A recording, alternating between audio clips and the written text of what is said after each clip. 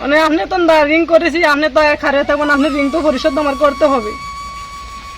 তো পোলানের শখের জিনিস পুরো করবো কি করে,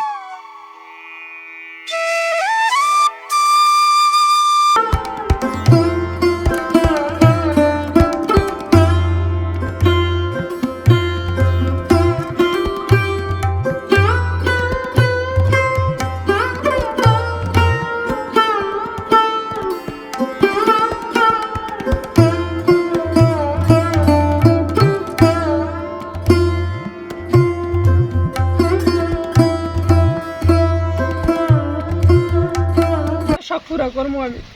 মানে আপনি তো রিং করেছি, আপনি তো খারে থাকবেন, আপনি রিং তো পরিশোধ আমার করতে হবে। তো পোলানের শখের জিনিস পুরো করবো কি করে।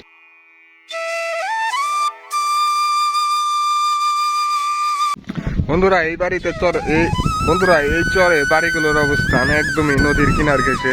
এই দেখুন এখানেই নদী এবং এই নদীর পরবর্তী এই পাশেই এই যে বাড়ি দেখতে পাচ্ছি, বাড়ির সাথে এই দেখুন নদী বয়ে এসেছে এবং নদী এখনো বর্ষার মৌসুম আসেনি, আসতেছে মাত্র, নদীতে নতুন পানি আসতেছে আমরা দেখতেছি।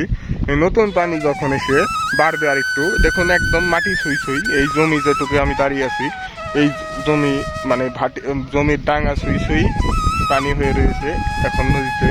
এই নদীর পানি যখন আর একটু বৃদ্ধি হবে তখন এগুলো সব তলিয়ে যাবে এবং এই বাড়িও তলিয়ে যাবে।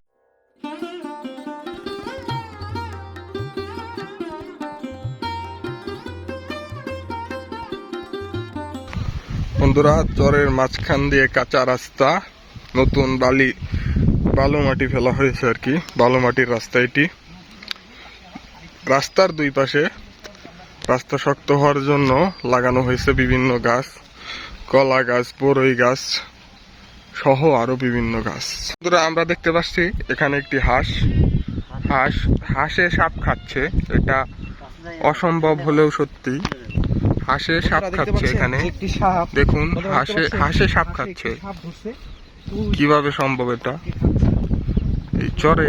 বন্ধুরা আমরা চরে আসতে আসতে অবশেষে এমন একটা জায়গায় এসেছি যেখানে চারপাশে চর, মাঝখান দিয়ে একটি রাস্তা হয়ে গেছে, রাস্তার দুপাশে চর, ক্ষেত দুপাশে, এই সাইডে রয়েছে খালের মতো ছোট্ট একটা নাল, এই পাশে দেখেন এই পাশেও ওই একই অবস্থা, মাঝখান দিয়ে শুধু একটি রাস্তা এবং প্রচুর পরিমাণে ঠান্ডা বাতাস বইছে এখান দিয়ে, খুবই ভালো লাগছে।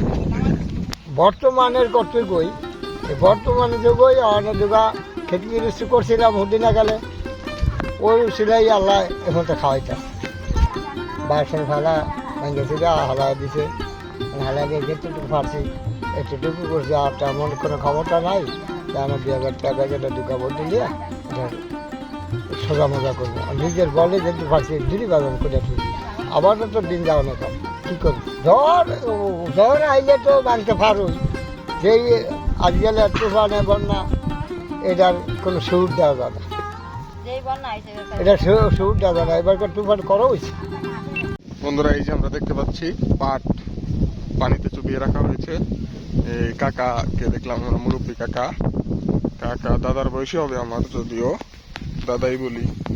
এই দাদা এই পাট ওই সুদূর ওই চর দেখছেন, ওই চর থেকে এনে, ওই চরে তার ক্ষেত আছে, সে বাগি নিয়েছে ক্ষেত আর কি, কটে লিজ নিয়েছে যেটা বলি আমরা, অন্যের ক্ষেত সে ভাড়া নিয়ে ওই ক্ষেতে 1 বছর চুক্তিতে চাষ করে এবং ওই 1 বছর সে ফসল ফলায় ওই ক্ষেতে, এবং সেখানেই এই পাটগুলো হয়েছিল এবং সেখান থেকে কাকা এই পাটগুলো এনে এই তার বাড়ির সামনে এভাবে চুবিয়ে রেখেছে এবং পরবর্তীতে এই পাট থেকে পাটের আঁশ ছোটাবে সে। যখন এই পাট পচে যাবে তখন মোটামুটি 10-15 দিন পরে, 10-15 দিন লাগে এই পাট পচতে, এই পাট যখন পচে যাবে তখন ছাড়াবে। চেয়ারম্যান বাজার ওই জায়গায় কি নদী ভাঙ্গা পড়ছিল আপনি? তাহলে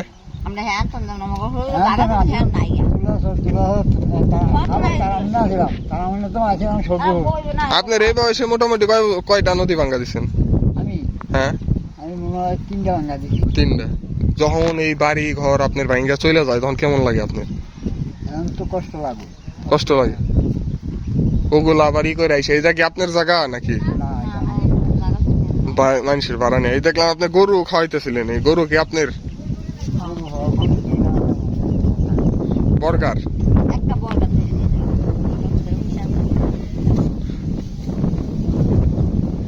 এটা তাহলে এখন অন্য জনের জায়গায় ভাড়া নিয়ে আপনারা ঘর উঠে রয়েছেন। থাকেন কে কে, কয়জন থাকেন আপনারা? পুত্রা দুইজন আছে, আর এই একজন আছে, আর আমি বউ আছে না। ছেলের বউ আছে একজন। তাহলে ছেলে কাজ করে, ওই কাজ করে আনে তারপরে খান। কি কাজ করে? খলিফা কাম করে। খলিফা। ঢাকায় থাকে। বন্ধুরা, চরের মাঝে আমরা নতুন আর একটি বাড়িতে প্রবেশ করলাম। বাড়িটি দেখতে পাচ্ছি খুবই সুন্দর, গাছগাছালি দিয়ে পরিপূর্ণ। এর পরিবেশটি খুবই সুন্দর। এই বাড়িটির বিভিন্ন গাছ রয়েছে। আমরা দেখতে পাচ্ছি এই গাছে লেবু গাছ দেখতে পাচ্ছি, এবং লেবু গাছে লেবু ধরেছে প্রচন্ড। আমরা দেখতে পাচ্ছি অনেক লেবু ধরেছে এই লেবু গাছে। লেবুগুলো দেখতে খুবই সুন্দর লাগছে। এই দেখুন, এই চরের মতো বাড়িতে এরকম ভাবে গাছ লাগানো বাড়ি খুব কমই পাওয়া যায়। বন্ধুরা, আমি আছি চরের একটি বাড়িতে। এই বাড়ি সেই।